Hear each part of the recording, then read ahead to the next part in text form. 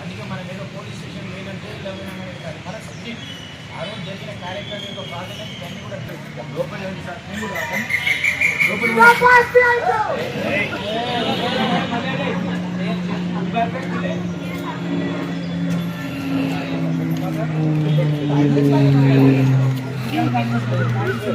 మంచిదే కదా, గ్రేట్ కదా.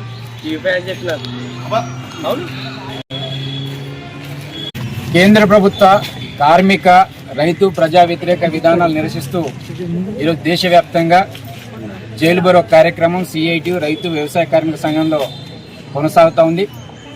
1942 ఆగస్టు 9న ఆ రోజు దేశంలో బ్రిటిష్ పాలన పోవాలి, ఈ దేశానికి స్వతంత్రం రావాలని చెప్పేసి క్విట్ ఇండియా ఉద్యమ స్ఫూర్తితో ఈరోజు దేశంలో ఉన్న బీజేపీ మోడీ ప్రభుత్వం కార్మిక వ్యతిరేక రైతు వ్యతిరేక కూలీల వ్యతిరేక విధానాలను అవలంబిస్తూ ఉంది. మీరు వెంటనే వ్యతిరేక విధానాలను ఉపసంహరించుకొని కార్మిక వర్గానికి న్యాయం చేయాలని చెప్పేసి సంగారెడ్డి జిల్లా తెలంగాణ రాష్ట్రము దేశవ్యాప్తంగా జైలు బరో కార్యక్రమం జరుగుతూ ఉంది. ఈరోజు స్వచ్ఛందంగా మేము రోడ్ల మీద కూర్చుంటే పోలీసులు అరెస్ట్ చేసిన పరిస్థితి ఉంది. దీన్ని మేము తీవ్రంగా ఖండిస్తూ ఉన్నాం. కార్మిక వ్యతిరేక విధానాలను ఉపసంహరించుకోలేమని చెప్పేసి కోరుతూ ఉన్నాం. 29 కార్మిక చట్టాలను కుదించి ఇవాళ 4 లేబర్ కోడ్లుగా కేంద్ర ప్రభుత్వం తీసుకొచ్చింది. అంటే పోరాడే హక్కు, యూనియన్ పెట్టే హక్కు, వేతనం పెట్టే హక్కు, ఐక్యత ఉండే హక్కును ఇవాళ కేంద్ర ప్రభుత్వం కాలు రాస్తూ పెట్టుబడిదారులు కార్పొరేట్ శక్తులకు అనుకూలంగా నిర్ణయాలు తీసింది. ఇది సరైంది కాదని చెప్పేసి మేము డిమాండ్ చేస్తూ ఉన్నాం. 142 కోట్ల మందికి అన్నం పెట్టే రైతాంగానికి మోడీ ప్రభుత్వం సున్నం పెడతా ఉంది. ఇవాళ గిట్టుబడి ధర కల్పించట్లేదు, నల్ల చట్టాలను తీసుకొస్తా ఉంది. దాన్ని ఉపసంహరించుకోవాలి, రైతాంగాన్ని ఆదుకోవాలి, సబ్సిడీ ఇవ్వాలి, రైతాంగానికి గిట్టుబడి ధర ఇవ్వాలని చెప్పేసి కోరుతా ఉన్నాం.